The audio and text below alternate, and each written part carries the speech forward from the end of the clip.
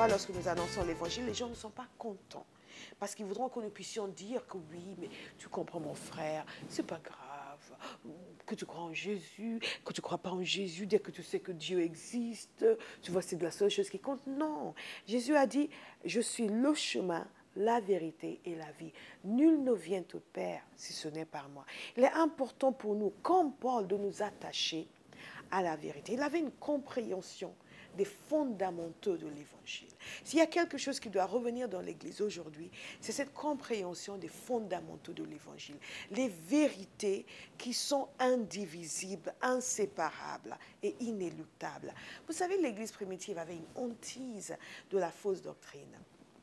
Et il y avait des gens qui, par exemple, disaient que Jésus n'était pas venu dans la chair et que c'était juste une apparence.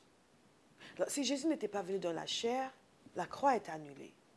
Il fallait que ce soit un homme qui paye le prix de nos péchés, parce que c'est un homme qui a péché.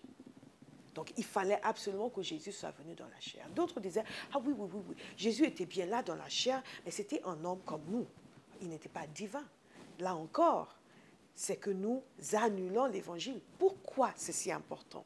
Parce que une des choses qui ont fait que Jésus ait pu se substituer à nous et porter nos péchés, c'est parce que lui-même était sans péché. S'il avait été un homme comme nous, il n'aurait pas pu être sans péché. Parce que tous ont péché dans Romains et ont été privés de la gloire de Dieu. Donc, beaucoup de fausses doctrines qui circulaient dans l'Église primitive. Et les choses étaient tellement graves que...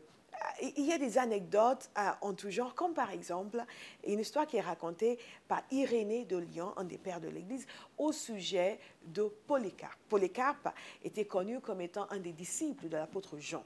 Nous allons, dans une autre émission, parler de l'apôtre Jean, justement, un homme fascinant. Un des disciples de l'apôtre Jean, Polycarpe, qui un jour a rencontré un homme qui s'appelait Marcion. Marcion, pour ceux qui ne le connaissent pas, était considéré comme totalement à côté de la vérité, en faux docteur, en faux enseignant. Pourquoi? Parce que Marcion enseignait, écoutez bien, que le Dieu de l'Ancien Testament n'était pas le Dieu du Nouveau Testament.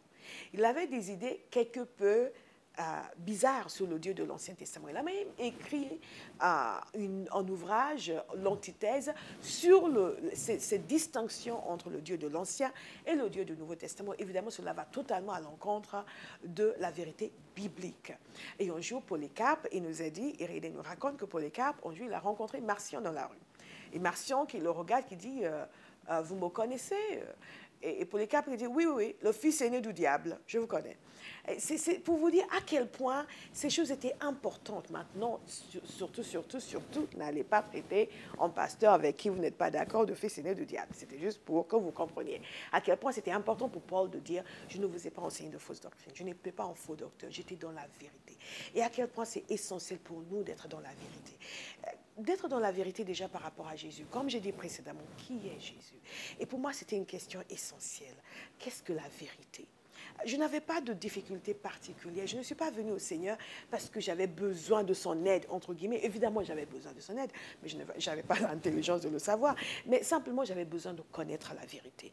Et si vous êtes là à me regarder aujourd'hui, vous n'appartenez pas encore à Jésus, posez-vous la question, qu'est-ce que la vérité? La question n'est pas de savoir en réalité si votre famille est chrétienne. Si vous venez d'une tradition chrétienne, on ne naît pas chrétien, on le devient. Si vos amis vont comprendre que vous convertissiez, si votre famille va être d'accord ou si vos collègues de travail ne vont pas se moquer de vous, ayez le courage d'explorer la question de la vérité. Qu'est-ce que la vérité? Est-ce que Jésus est la vérité? Parce qu'il lui dit qu'il est la vérité. Et l'apôtre Paul, lorsqu'il leur a prêché, il a prêché la vérité. Et à un autre moment, Paul a écrit, nous prêchons Christ et Christ crucifié. Nous n'y allons pas par quatre chemins. Nous disons les choses telles quelles. Nous avons besoin de connaître la vérité pour venir à Christ. Nous avons aussi besoin de connaître la vérité pour grandir. Ayez cette soif de vérité. Ne laissez pas les gens vous embobiner. Parfois, on entend des prédications. On se dit, bon, Jésus dans tout ça.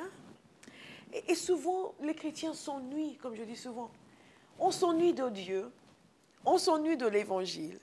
On s'ennuie de la vérité de Jésus. Et on va aller s'inventer des théories, s'inventer des doctrines.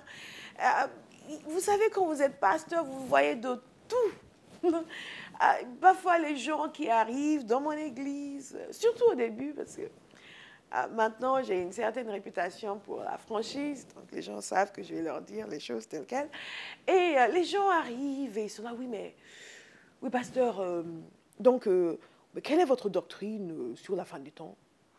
Et quelle est votre doctrine sur telle chose? Et vont me sortir toute une construction totalement étrange, soi-disant tirée de la parole de Dieu, ou du dernier rêve du prophète un tel qui a été au 7e ciel et qui a vu des choses. Et les gens passent leur temps à envoyer des mails totalement sur des fausses doctrines. Et s'occuper de choses qui n'ont aucune valeur éternelle. Mais alors Jésus, la croix, la rédemption, la résurrection, la nouvelle vie, amener les gens à la connaissance de Dieu, ces choses-là deviennent secondaires. L'apôtre Paul disait non, ma prédication n'était pas basée sur l'erreur. Nous devons grandir. Lorsqu'on nous prêche l'évangile, posons-nous la question, est-ce que c'est la vérité? Vous savez, nous avons une expression, être comme des chrétiens de Bérée. Vous savez pourquoi? Parce que quand Paul a quitté Thessalonique, il est allé à Bérée. Et à Bérée, il nous a dit que les gens de Bérée étaient plus nobles que les gens de Thessalonique. Pourquoi? Parce que quand Paul prêchait, au lieu de s'insurger pour le plaisir de s'insurger, ils ont commencé à chercher dans les Écritures pour savoir si ces choses étaient ainsi. Je vous invite à chercher dans les Écritures. Quand on est consacré au Seigneur, comme vous et moi, nous avons l'intention de l'être, on devient des étudiants de la parole de Dieu. La Bible n'est pas des fortune cookies, comme on dit en anglais. Vous savez, quand vous allez dans un restaurant chinois, un restaurant asiatique, à la fin du repas, ils vous donnent un petit gâteau, et quand vous l'ouvrez, il y a un petit dicton à l'intérieur qui est censé vous apporter un petit quelque chose. Et voilà, il y a des chrétiens qui traitent la Bible comme ce petit gâteau, ce fortune cookie, j'ai oublié le mot en français, et donc vont prendre le petit verset chaque jour, le verset du jour. Tu ouvres. Oui, le Seigneur me parle. Non, soyons des étudiants de la parole de Dieu. Et n'étudions pas la parole de Dieu pour pouvoir, comme j'ai eu l'occasion de le dire, démonter le voisin et prouver ce que nous savons, mais pour pouvoir réellement nous construire. La vérité, pourquoi? Parce que nous sommes censés communiquer la vérité. C'est ce que Paul nous dit ici. Ma prédication ne reposait pas sur l'erreur. Il y a trop de choses de dites qui n'ont rien à voir avec le cœur de l'Évangile. Dieu nous tient pour responsables de ce que nous disons aux gens.